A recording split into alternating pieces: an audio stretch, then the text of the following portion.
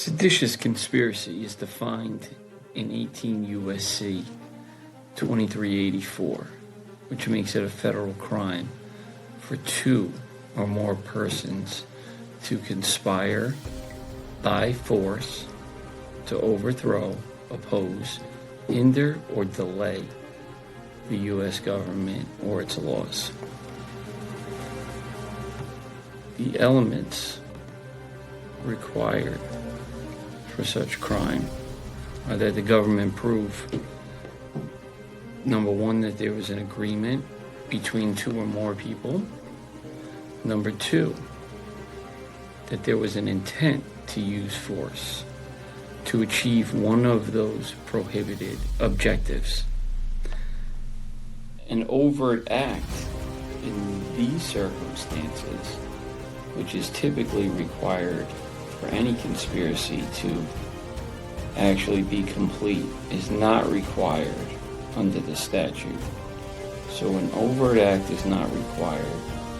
Intent to use force against the U.S. government is required, but not the actual use of force.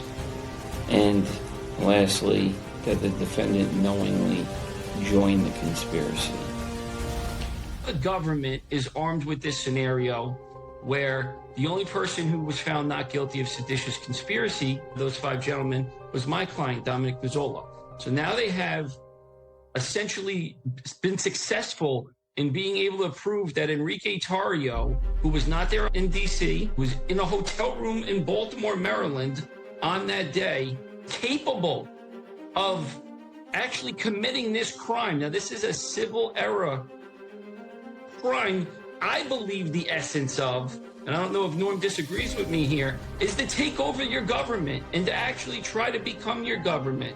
And there was a joke during the trial that Norm did that I thought was absolutely amazing, where he basically asked the witness, well, which one of these knuckleheads over here is going to be the Secretary of Transportation? Who's going to be the Vice President? I mean, still blows my mind, Alex, that they were charging seditious conspiracy in these cases, essentially. And then another point is, when was this conspiracy formed?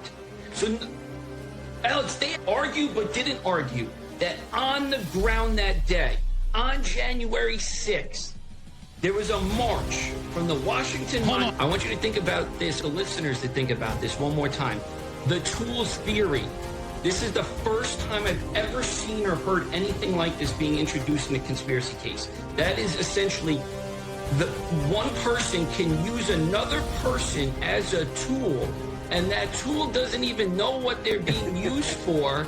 If I wanted to basically benefit the furtherance of the conspiracy that I planned. So here we have no conspiracy whatsoever, but if another guy who's affiliated with the Proud Boys sprays something towards an officer that we never knew, never spoke about, never crossed paths with any of these five defendants, all of a sudden that's going to be showcased and blasted before a jury as if it was ordered by one of these defendants in this case. That's how bizarre this trial got. It's guilt by association.